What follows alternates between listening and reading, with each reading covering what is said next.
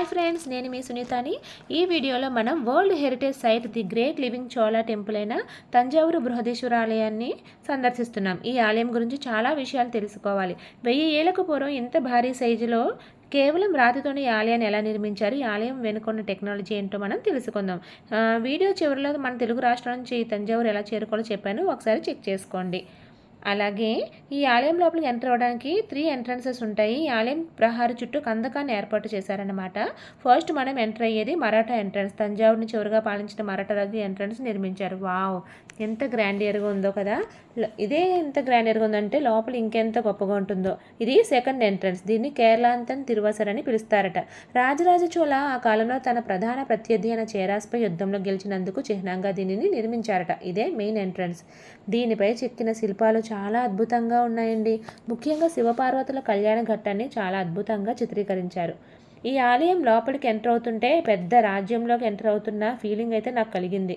రాజరాజ చోళ ఈ ఆలయాన్ని ఎంత గొప్పగా ఊహించాడు కాబట్టి ఇంత గొప్పగా నిర్మించాడు. 100 ఏళ్ళ ఆలయాలు శిథిలావస్థ చేరుకుంటే 1000 ఏళ్ళ పూర్వం నిర్మించిన ఈ ఆలయం మాత్రం చెక్కు చెదరకుండా ఉందంటే నమ్మండి.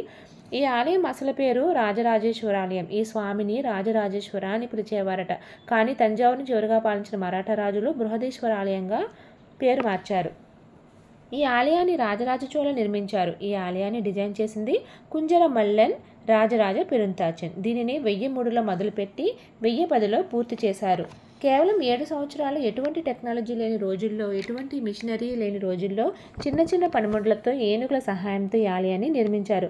పూర్తిగా గ్రానైట్ రాతితో నిర్మించిన మొట్టమొదటి ఆలయం ఇదే అంట. ఈ ఆలయాన్ని నిర్మించడానికి ఎక్కడా ఐరన్, సిమెంట్ మరియు ఏ ఇతర వస్తువులను వినియోగించలేదు.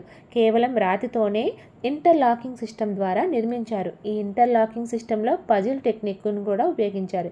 ఈ పజిల్ టెక్నిక్తోనే గోపురాన్ని నిర్మించారు. 216 అడుగుల ఎత్తులో 13 అంతస్తుల్లో నిర్మించిన ఈ గోపురం ఆ కాలంలో అతి పెద్ద ఎత్తైన కట్టడం. దీన్ని నిర్మించడం ఒక ఎత్తు అయితే ఈ విమాన గోపురంపై 80 టన్నుల కలశాన్ని ఏర్పాటు చేశారు. 80 టన్నులంటే 80,000 కేజీలు. ఏకశిలపై ఈ కలశాన్ని నిర్మించడం చాలా గొప్ప విషయం.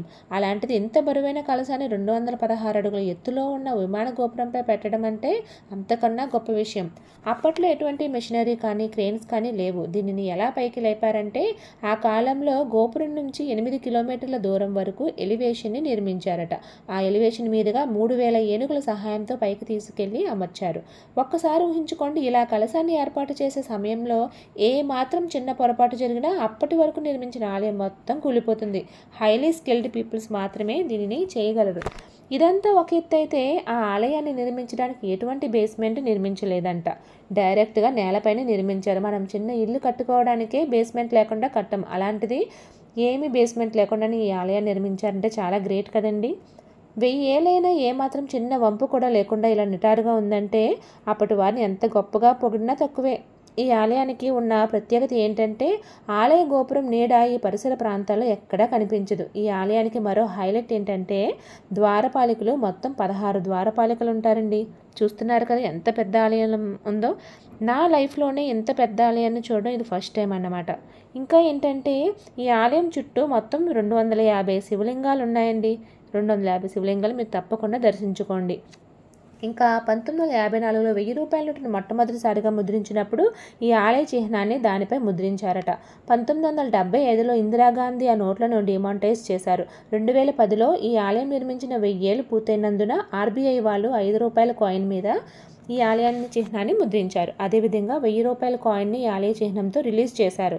మెయిన్ ఆలయంలోకి వెళ్లే ముందు నంది విగ్రహం మండపం ఉంటుంది. ఈ ఆలయానికి తగ్గట్టుగానే నంది మండపాన్ని కూడా చాలా పెద్దదిగా నిర్మించారు. ఇందులోని నంది విగ్రహం ప్రపంచంలోనే 2వ అతిపెద్ద నంది విగ్రహం. మొదటిది లేపాక్షిలో ఉంటుంది. ఈ నంది విగ్రహాన్ని 13 అడుగుల ఎత్తు, 16 అడుగుల వెడల్పుతో ఏకశిలగా నిర్మించారు. దీని బరువు 20 టన్నులు ఉంటుంది.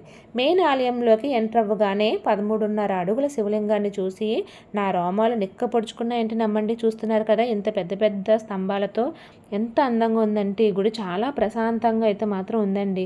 చూస్తున్నారు కదా. నాకు వీలైనంత వరకు కూడా నేను శివలింగాన్ని జూమ్ చేసి మీకు వీడియోలో చూపిస్తున్నాను. మీరు మాత్రం డైరెక్ట్గా వెళ్ళి శివలింగాన్ని దర్శించుకోండి. ఏదో పాజిటివ్ ఎనర్జీ మాత్రం నాకు వైబ్రేషన్స్ వచ్చాయి. ఈ ఎక్స్పీరియన్స్ని నేను మాటల్లో చెప్పలేను. చూస్తున్నారు కదా. ఈ వీడియో కనుక మీకు నచ్చినట్లయితే ప్లీజ్ లైక్ చేయండి, షేర్ చేయండి, అలాగే సబ్స్క్రైబ్ చేయండి. మరిన్ని వీడియోస్ నేను మీకు అప్లోడ్ చేస్తుంటాను. ఓకేనా? ఇక ఉంటానండి. బాయ్.